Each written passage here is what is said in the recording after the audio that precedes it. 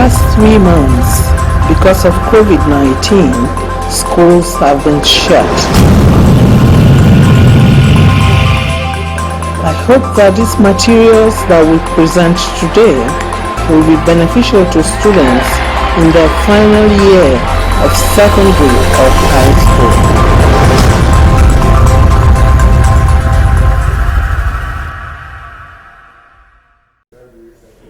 Hello viewers, welcome back to this platform. We shall be considering the topic purification of water and hardness of water. Purification of water and hardness of water.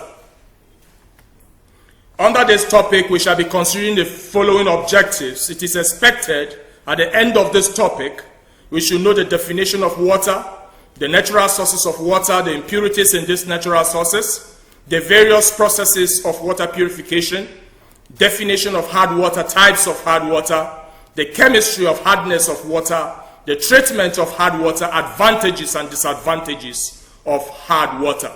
Now, water is a covalent molecule made up of 2 atoms of hydrogen and 1 atom of oxygen. The natural sources of water are as follows: rain, pond, river, stream, sea, oceans, and many more.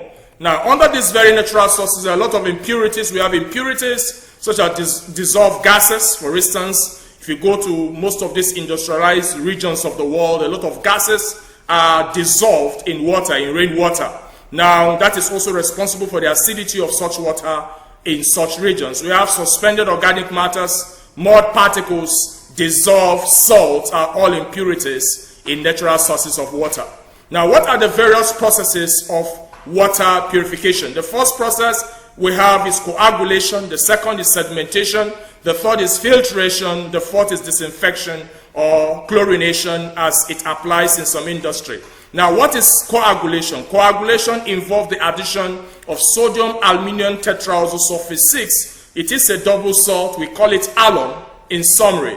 Now, the work of this substance, this salt, this double salt, is to cluster, to bring these suspended particles, organic matters, or suspended mud particles together. Now, what is the consequence of bringing these suspended particles together to form various clusters?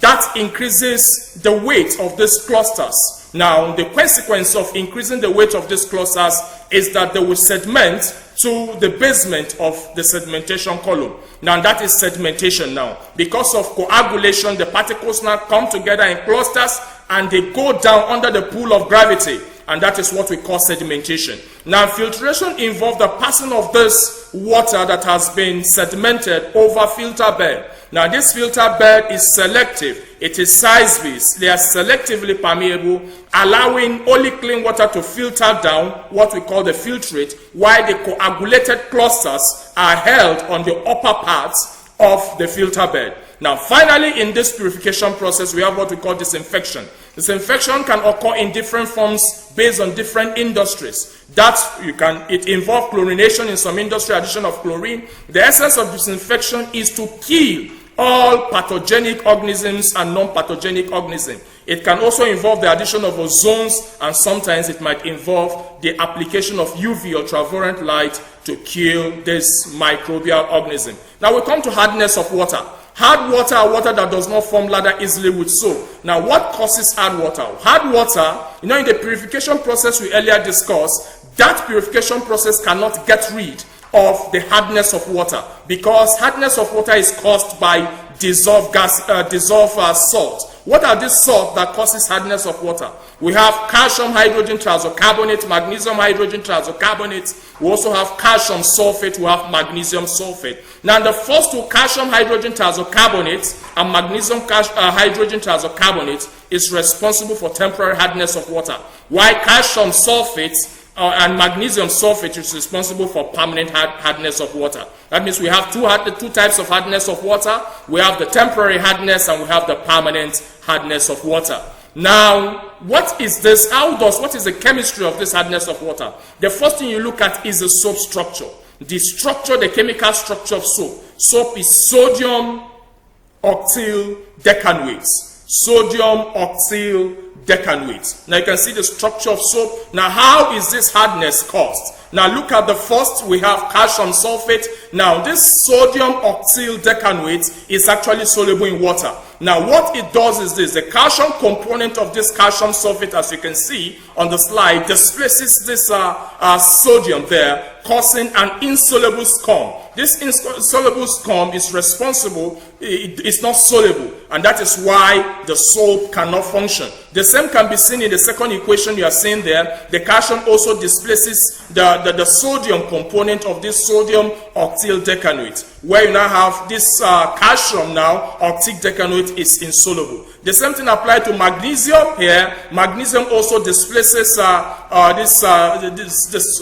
displaces the sodium you are seeing there, where we now have magnesium octyl decanoate, which is an insoluble scum. We also have the third one too, that is under the third equation, where you have magnesium hydrogen thiazocarbonate. So in essence, the two major cations that causes hardness of water is calcium cations and magnesium cations. Now, what is the treatment of this hardness of water? The first, temporary hardness of water can easily be treated by simply boiling. When you boil calcium hydrogen thiazocarbonate and magnesium hydrogen thiazocarbonate, this is a soluble stuff. It is precipitated into calcium thiazocarbonate, as you can see in the first two equations, and magnesium thiazocarbonate. These two salts, calcium thiazocarbonate and magnesium thiazocarbonate, are responsible for the fairing of kettles or any cooking material. They go down and are responsible for the coloration of the basement of most of our cooking material. Now, how do you remove permanent hardness of water? Permanent hardness of water cannot be removed by boiling.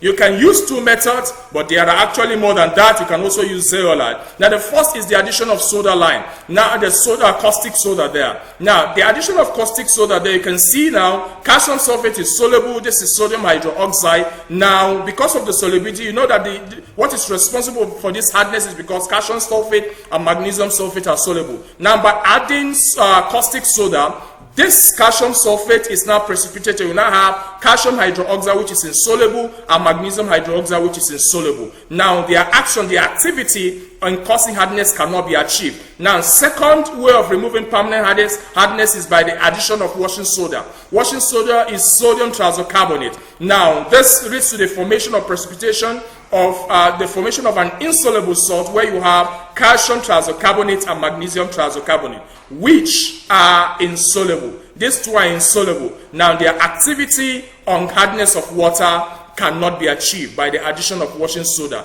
You can also apply what we call the zeolite in the treatment of permanent hardness of water. Now, what are the disadvantages and advantages of hard water? First, it has an advantage. Animals use these major components of the cations responsible for hard water, the calcium and magnesium, to build their endo and exoskeleton, while they also impart good taste to water sources. But what about the disadvantage? They causes the coloration of the basement of our cooking materials, such as the kettles, the pots, and they are also responsible for wastage of soap, and they cannot be used in tanning or dyeing activity because they interfere with dyeing activity.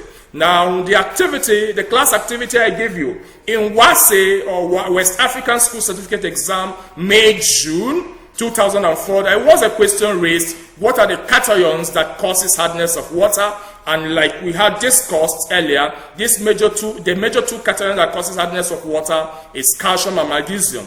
And list the processes of water purification, which we have discussed earlier, where we have the coagulation process, we have the sedimentation process, we have the purification process, we have the disinfection process, where we have the chlorination, the ozone, the application of ozone, and even the application of UV. Thank you for listening. Meet you in the next class.